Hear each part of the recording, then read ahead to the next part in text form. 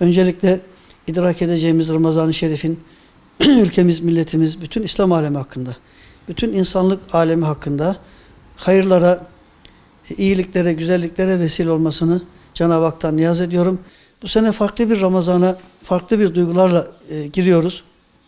Şöyle ki, camilerimiz ibadete kapalı, toplu ibadetler yapılmayacağı için öncelikle bütün kardeşlerimizi, vatandaşlarımızı artık evlerimizde ibadet etmeye biz teşvik ediyoruz.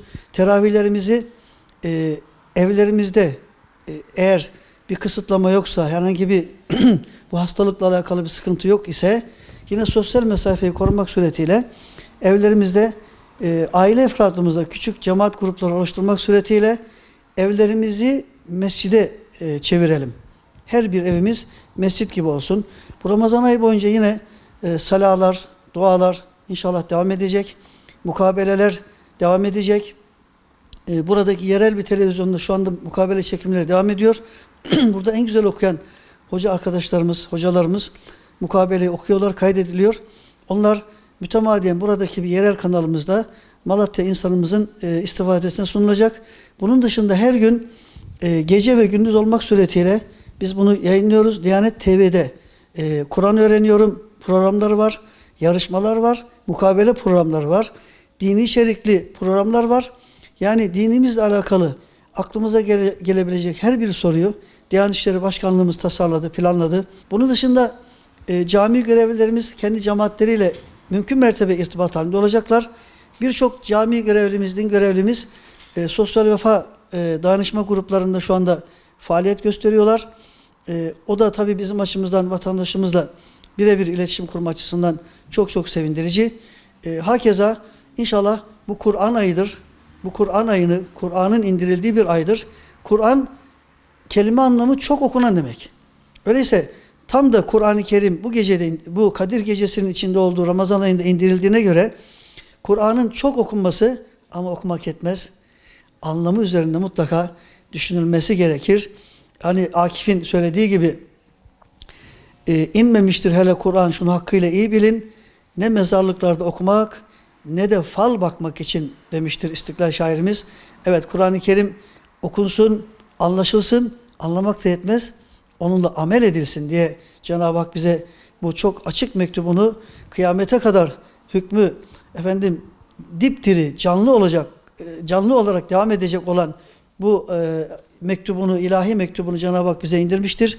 Bunu en güzel şekilde anlamak, hatta yaşamak, yaşaması için aile efradımıza bunu anlatmak tam da bu mevsim.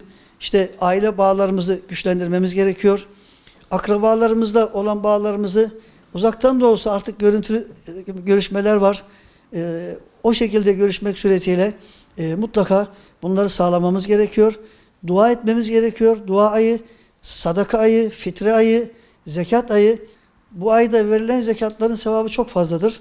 Hazreti Osman Ramazan ayı geldiği zaman ey müminler, ey Müslümanlar Ramazan ayı geldi, zekatlarınızı verdiniz mi diye hutbede irad eder, hatırlatırmış.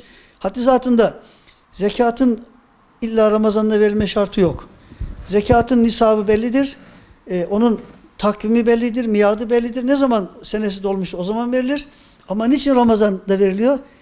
Yapılan ibadetlerin sevabının kat kat fazla olması sebebiyle de o sevaba nail olabilme ümidiyle böyle bir gelenek oluşmuştur. Öyleyse bu fırsatta kaçırmayalım. Oruç tutmaya gücü yeten kardeşlerimiz mutlaka oruçlarını tutsunlar. Yani kendi duygusuna, kendi hislerine kapılarak değil, bu konuda onun manevi hislerini paylaşan hazik, uzman bir doktor eğer senin tutman sakıncalı diyor ise ancak bu konuda bir ruhsat vardır. Bir de tutamayan kardeşlerimiz de eğer kronik hastalığı olanlar vesaire varsa elbette ki onlar bundan sorumlu değillerdir. Onun yerine de fefidyetun min siyamin ev sadakatin ev nusuk diye Kur'an-ı Kerim'de ifade ediyor. Oruçta tutmaya gücü yetmeyenlerin de bir fakiri doyuracak miktarda fidye vermeleri gerekir diyor. Bu seneki fitre miktarı, yani bir fidye fitre miktarıdır. Diyanet İşleri Başkanlığımızın belirlemiş olduğu fitre miktarı en alt taban seviye 27 TL'dir.